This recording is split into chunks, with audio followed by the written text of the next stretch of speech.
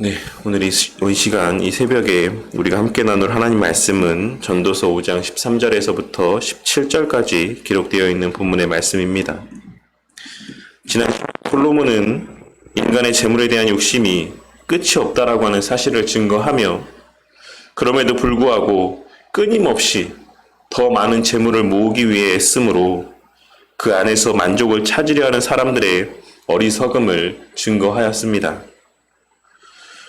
그리고 아무리 물질을 많이 모은다라고 할지라도 그 물질로 인한 실제적인 유익은 다른 사람들이 누리게 되는 경우들이 많고 혹은 그 물질을 탐내는 많은 이들로부터 그것을 지키기 위한 노력들과 염려들로 혹은 그 물질을 탐내는 자들과의 실제적인 다툼과 반목으로 인하여 평안하게 잠도 자지 못하는 삶을 살게 될 뿐이라는 사실을 증거함으로써 물질의 부유함으로 만족을 누리고자 하는 마음과 그와 같은 시도들이 얼마나 헛된 것인지를 증거하였던 것입니다.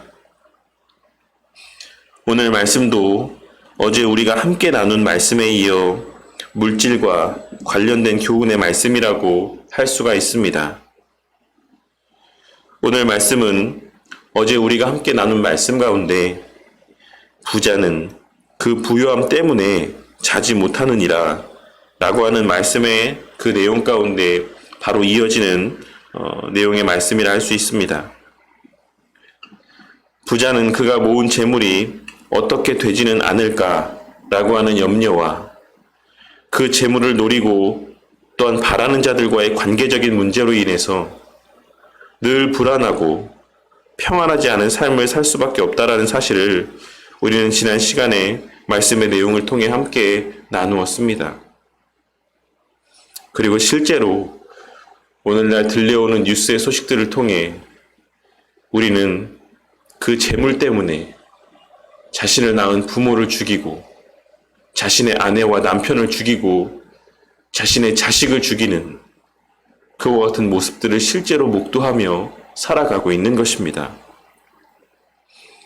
그리고 오늘 말씀에서 솔로몬은 부자의 그와 같은 모습을 13절에 기록된 말씀에서와 같이 큰 패단이라고 증거하고 있는 것입니다.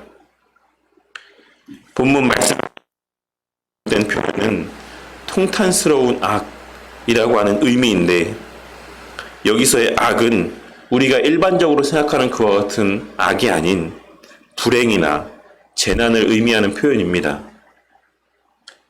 그러니 솔로몬은 부자가 자신의 재물을 지키기 위해 불안 가운데 노심초사하고 또한 애쓰고 수고하는 삶을 사는 것에 대하여 그와 같은 모습들이 재난이라고까지 증거하고 있는 것입니다. 그리고 그와 같이 말하고 있는 이유는 14절과 15절에 기록된 말씀에서 첫째로 그 재물이 재난을 당할 때 없어지게 될 수밖에 없는 것이고 설령 살아가며 그 어떤 재난도 당하지 아니하고 그 재물들을 온전히 다 잘 지킨다라고 할지라도 결국에는 그가 나온 대로 돌아가고 수고하여 얻은 것을 아무것도 자기의 손에 가지고 가지 못할 것이 분명한 것이기 때문이라 증거하고 있는 것입니다. 그러니 그러한 수고와 열심들이 결국은 바람을 잡는 것과 같이 헛된 것이라는 사실을 증거하며 인간의 삶이라는 것은 결국 17절에 기록된 말씀에서처럼 일평생을 어두운 데서 먹으며 많은 근심과 질병과 분노 가운데 사는 삶이라는 사실을 증거하고 있는 것입니다. 본문 17절에 기록된 어두운 데서 먹는다라고 하는 표현의 의미는 여러 해석들이 있지만 그 가운데 가장 보편적이고 또한 일치된 해석은 이 어둠이라는 것을 빛이 상징하는 생명, 평안, 번영이라는 의미와 대조되는 의미로 늘 불안과 근심과 슬픔 가운데 살아가게 될 수밖에 없을 것이라는 사실을 의미하는 것으로 해석하는 것입니다. 우리는 오늘 말씀을 통해 물질에 소망을 두지 말아야 될 두 가지 이유를 발견할 수가 있을 것이라 생각합니다. 그 첫째는 그 재물이 언제 어떻게 될지 아무도 알 수 없는 불확실성 가운데 있는 것이기 때문인 것입니다. 오늘날 우리가 겪고 있는 이 코로나의 문제로 인해 소상공인들이 당하는 경제적인 손실과 피해와 아픔이라는 것은 그것을 겪어보지 않은 사람이라면 그 누구도 알 수 없는 엄청난 것이라고 할 수가 있을 것입니다. 최근에 우리 교회가 위치한 이 건물이나 우리가 다니는 길에서의 여러 점포에 비어있는 모습을 통해서도 우리는 이 코로나로 인한 그 경제적인 여파가 얼마나 큰지를 여실히 확인할 수가 있는 것입니다.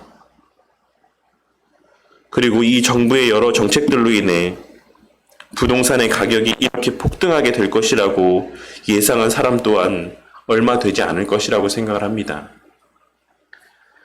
물론 일부의 사람들은 부동산 가격이 많이 오를 것이다라고 생각을 하기는 했겠지만 이 정도로까지 그 부동산 가격이 단기간에 급등할 것이다라고 예상한 사람은 얼마 되지 않는 것입니다.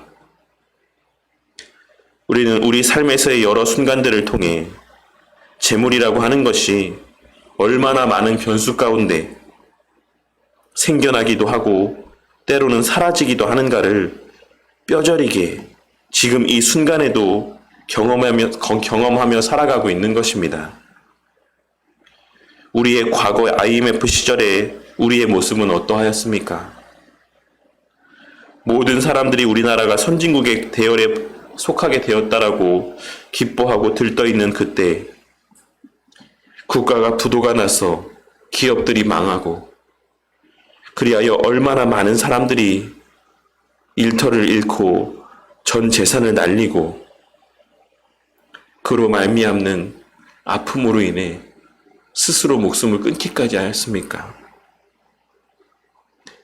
그리고 얼마 전에 있었던 포항의 지진이나 예전에 동남아를 휩쓸었던 그리고 과거 우리나라에 큰 피해를 주었던 태풍 매미나 사라를 통해 얼마나 많은 이재민들이 발생을 하고 그 재산 가운데 손해를 보고 심지어 생명까지도 잃었습니까? 우리가 가진 재물이라고 하는 것, 우리가 신뢰하고 우리에게 평안한 삶을 보장해 줄 것이다라고 확신하는 그 재물은 너무나도 많은 변수 가운데 영향을 받는 대상입니다. 우리가 아무리 애쓰고 수고한다라고 해서 온전히 지킬 수 있는 것도 아니며 뜻한 바대로 우리가 들인 수고에 비해 그에 비례하여 마음껏 모을 수 있는 것도 아니라는 것입니다. 하지만 이 세상을 살아가는 대다수의 사람들이 자신이 애쓰면 재물을 많이 모을 수 있고 또한 그 모은 재물들을 온전히 지키고 심지어는 늘려갈 수 있다라고 생각하며 장밋빛 미래를 그리며 살아가는 모습을 보게 될 때가 많이 있습니다. 그리고 그러한 과정들 속에서의 예상치 못한 일들을 맞닥뜨리게 되었을 때 예상치 못한 고난들로 인하여서 그 모든 재물들에 큰 손해가 나고 그것을 잃어버리게 되었을 때 그제서야 자신들의 생각이 잘못되었다라는 것을 깨닫게 되는 것입니다. 둘째로 우리는 우리의 죽음 앞에서 그 모은 재물은 아무 의미가 없는 것이라는 사실 또한 반드시 깨달아야지만 될 것입니다. 물론 재물이 우리의 생명을 유지시켜 주거나 연장시켜 준다라고 생각하시는 분들도 있을 것이라고 생각을 합니다.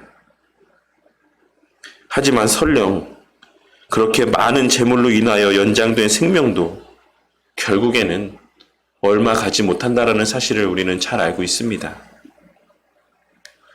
오늘날 우리나라의 최고의 기업이라고 할 수 있는 삼성이라고 하는 그룹의 고 이건희 회장의 모습이 어떠하였습니까? 그가 급성 심근경색으로 쓰러진 것이 그의 나이 70대 초반이었습니다.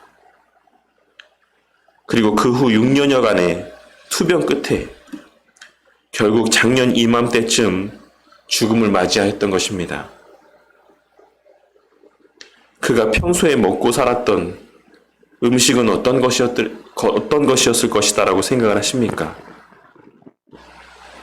예전에 한 뉴스인가 TV 프로를 통해 이재용 회장의 집 전기세가 한 달에 수천만 원씩 나온다라고 하는 그러한 이야기를 들은 적이 있었는데, 그 이유는 집안 구석구석 곳곳까지 공기청정 시스템을 1년 365일 24시간 동안 작동시켜 놓기 때문이라고 하는 소리를 들은 적이 있었습니다.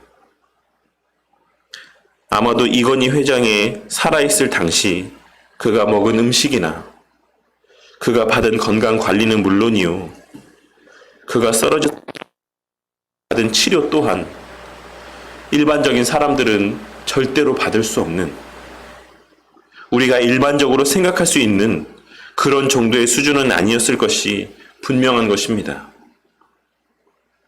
하지만 그의 그 막대한 비용이 들어가는 치료들도, 그의 그 수많은 헤아릴 수 없는 재물들도 결국 그의 건강을 지켜주지 못했고 남들보다 더 오래 살게 하지 못했다라는 사실을 우리는 그의 삶의 모습을 통해 확인할 수 있는 것이며, 또한 그가 죽는 그 순간에 그가 모은 그 수많은 재산 가운데 단 1원도 가지고 가지 못했다라는 사실을 우리는 분명히 확인할 수 있는 것입니다.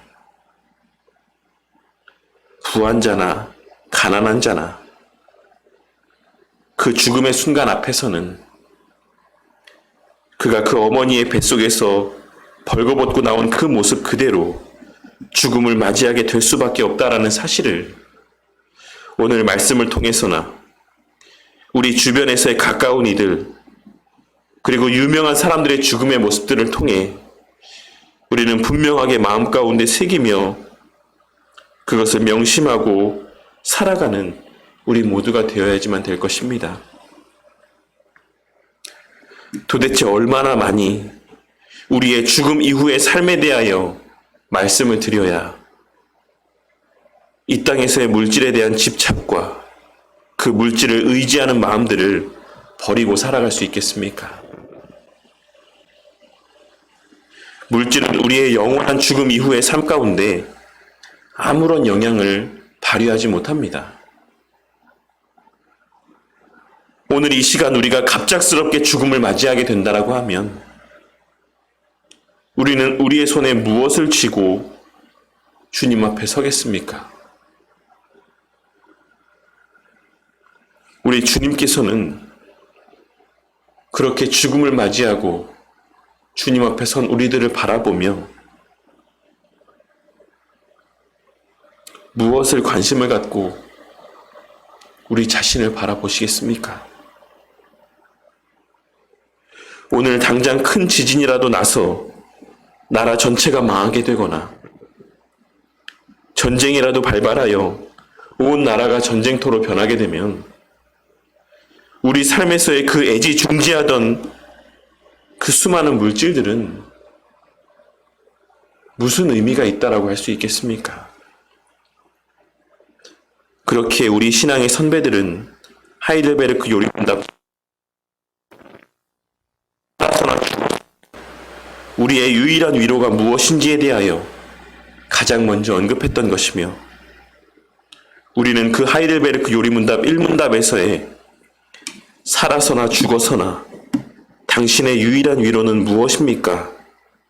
라고 하는 그 질문에 대한 답을 늘 명심하고 살아가야지만 되는 것이라고 생각을 합니다. 우리는 언제든 살아서나 죽어서나 우리 삶에서의 유일한 위로가 우리 통장에 쌓여있는 물질의 정도나 우리가 소유하고 있는 부동산의 정도가 아닌 우리 자신이 살아서나 죽어서나 내 자신의 것이 아닌 우리의 몸도 영혼도 나의 신실한 구주 예수 그리스도의 것이다라고 하는 사실이 우리에게 있어 가장 큰 위로가 된다라고 고백할 수 있어야지만 되는 것이며, 그 그리스도께서 그의 보혈로 나의 모든 죄값을 완전하게 치르시고 나를 마귀의 모든 권세에서 해방하셨다라고 하는 사실이 우리에게 있어 가장 큰 위로라고 고백할 수 있어야지만 되는 것입니다. 그리고 우리 주님께서 허락하시고 보증해 주시는 그 은혜와 특권과 유익들만이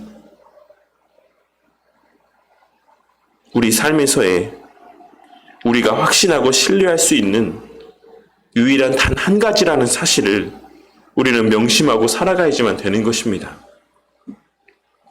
세상의 모든 것들이 다 변해도, 세상의 모든 상황이 다 변한다라고 할지라도 절대로 변하지 않는 단 한 가지 사실이 바로 우리 주님께서 그의 보혈로 나의 모든 죄값을 완전하게 치르시고 나를 사망의 권세에서, 마귀의 모든 권세에서 해방하여 주셨다라고 하는 사실, 그리고 우리는 이제 우리 하나님의 권세 아래 거하는 존재가 되었다라고 하는 그 사실인 것입니다.